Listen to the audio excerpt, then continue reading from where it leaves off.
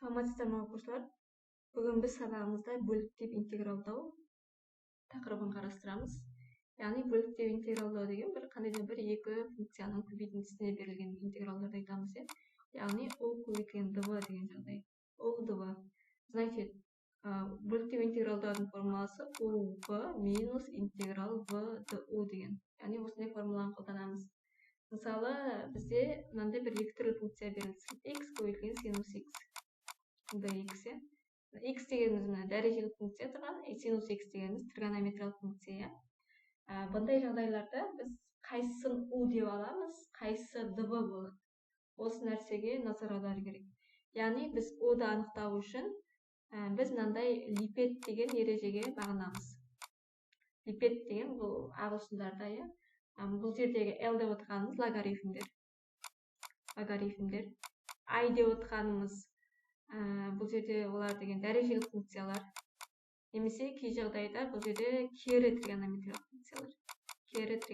функциялар. P деп отырғанымыз бізде полином, көп мүшелер. E деп отырғанымыз көрсеткіштік функция. D деп отырғанымыз ол бізде тригонометриялық функциялар. Сонда біз қайсысын u деп аламыз? X аламыз, u деп. X дегеніміз u-ға тең. U деген кезде біз туынды табамыз. Яғни X-ің туындысы 1, значит dx тен u-ның туындысы 1 du. Қалғаны міне синус x dx-іміз ол бізде dv болады. Сонда мына жерде міне u, мына жерде қалғаны түгел dv болып тұр. Түсінікті ғой, сәйкесінше қалғанын түгел жазамыз. Синус x dx деп отырғанымыз ол бізде dv болып тұр. dv дегенде v-ны табу үшін интеграл аламыз. Яғни синус x-тан интеграл аламыз деген сөз. Синустың интегралы минус косинус x. Алып болдық, жақшаны табамыз. Яғни бұл тік сызық дегеніміз ол тік жақшаны беріп тұрған, ол бізде түсіндірмелі жақша. Яғни нені u деп алып жатырмыз, нені v деп алып жатырмыз деген осы түсіндірмелі жақша. Енді формуланы қолданамыз. U көбейтілген v. U x көбейтілген v минус косинус x. Азайтамыз интеграл v минус косинус x du ол бізде dx. Болды.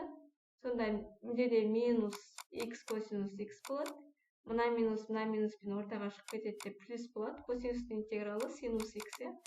Міне, біз барлық интегралды алып болдық, десеміз с деген санды қосамыз. Жалпы бөліктеп интегралдау дегеніміз осы. Если мысалы x квадрат синус x болып кетсе, сәйкесінше ол жерде бөліктеп интегралдау 2 рет қолданылады деген сөз. Мысалы, қарап кетейік, осыған байланысты мысал. Мысалы бізде x квадрат синус x болсын. Сәйкесінше u деп нені аламыз? X квадратты аламыз, Онда 2x x квадраттың туындысы dx жазылады, оның туындысы 1-ге тең du. Қалғаны синус x dx-іміз dv-ға тең. Сәйкесінше v бізде минус косинус x-ға тең болды. Тең u v минус v du 2x dx. Сәйкесінше мына минус ортаға шығып кетеді, плюс болады, 2x косинус x деген қалады. Демек 2x косинус x-та интеграл аламыз. 2 деген ол интегралын сыртына шығарып жіберуге болады ғой. Яғни былай ықшамдап көрсетейінші, жақсы. X квадрат косинус x плюс 2-ні шығарып жібере аламыз. Себебі көбейтіліп тұр бұл жерде. X косинус x dx. Сәйкесінше тағы да мына жерде міне екі түрлі функцияның көбейтіндісі. Демек бөліктеп интегралдаймыз. X деп отырғанымыз u-ға тең, dx du-ға тең онда. Қалғаны косинус x dx-іміз dv-ға тең. Демек, v дегенде косинуста интеграл аламыз, синус x. Жақшаны жабамыз, бітті. Орнына қоямыз. Бастапқыны жазып қоямыз мына жағдайда. Минус x квадрат косинус x.